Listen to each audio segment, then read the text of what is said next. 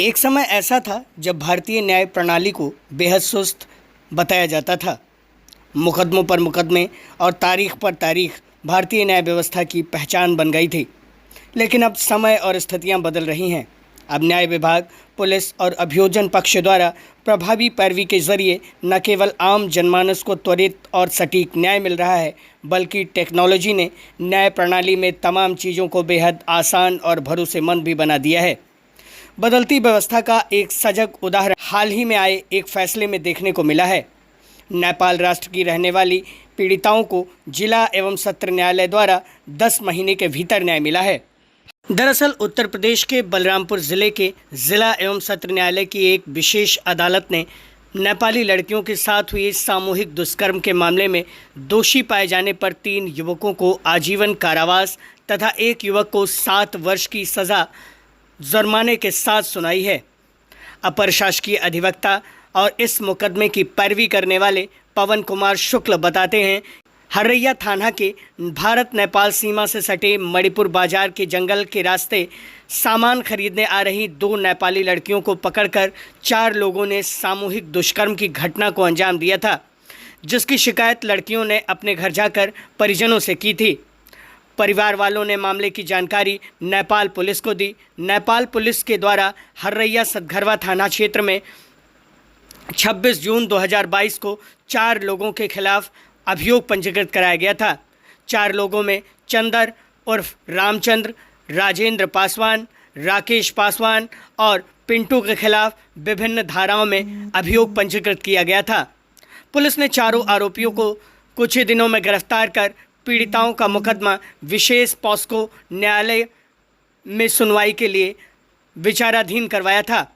विशेष POCSO की अदालत के न्यायाधीश जहेंद्र पाल सिंह ने दोनों पक्षों के तमाम गवाहों एवं साक्ष्यों को देखने और सुनने के बाद आरोपों को सही मानते हुए चंदर उर्फ रामचंद्र पासवान, राजेंद्र पासवान, राकेश पासवान निवासी जयरामपुर खादर थाना हरैया को आजीवन कारावास तथा प्रत्येक को 65 हज़ार रुपये का जुर्माना तथा एक अन्य आरोपी पिंटू को पर्याप्त साक्ष्य न मिलने पर 7 वर्ष की कारावास तथा 15,500 रुपये जुर्माने की सजा सुनाई है।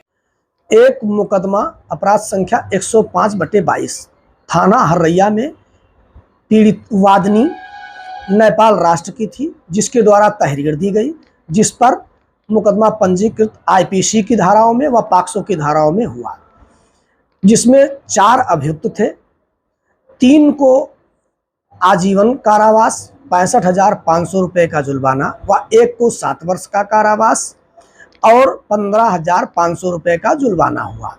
ये इस 26/6/2022 को घटना घटित हुई थी और 26/6/2022 को ही उक्त मुकदमे का FIR पंजीकृत किया गया था थाने में।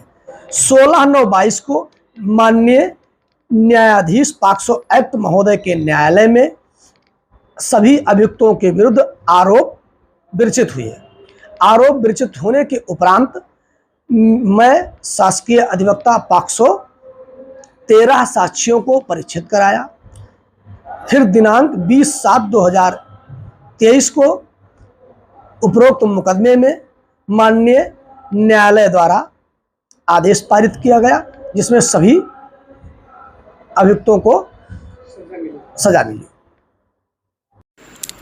वहीं इस मामले पर जानकारी देते हुए अपर पुलिस अधीक्षक नम्रता श्रीवास्तव ने बताया कि पुलिस और शासकीय अधिवक्ता द्वारा नेपाली लड़कियों के साथ हुए सामूहिक दुष्कर्म के मामले में प्रभावी पैरवी की गई, जिसका नतीजा यह रहा कि कम से कम समय में नेपाली लड़कियों को न्याय मिल सका है।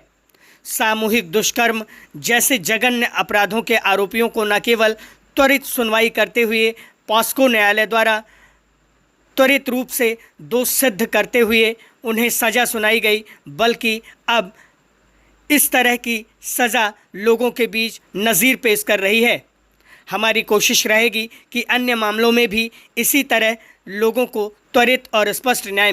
पिछले वर्ष जनपद बलरामपुर के थाना क्षेत्र हरैया में एक गैंग रेप की घटना घटित हुई थी, जिसमें नेपाल राष्ट्र की कुछ युवतियां जो मणिपुर बाजार में खरीदारी के लिए आई थी और जब वो जंगल के रास्ते आ रही थी तो उनके साथ 4 लोगों के द्वारा गैंगरेप किया गया तथा छेड़खानी की गई।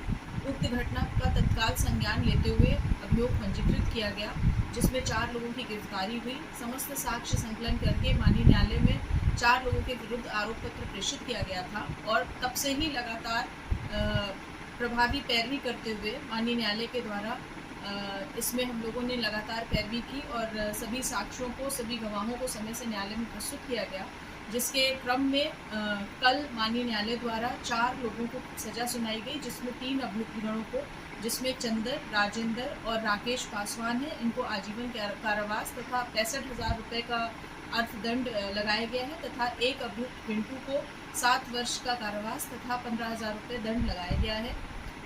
इस पूरे घटनाक्रम में क्योंकि दूसरे देश से संबंधित पीड़िताएं थीं, जिसमें भाषा एक बहुत बड़ी समस्या थी, परंतु लगातार पैरवी करते हुए और गवाहों को समय से प्रस्तुत करते हुए इस घटना का में हम लोगों ने कन्विक्शन कराया है और चारों अभियुक्तों को माननीय न्यायालय द्वारा सजा सुनाई गई है।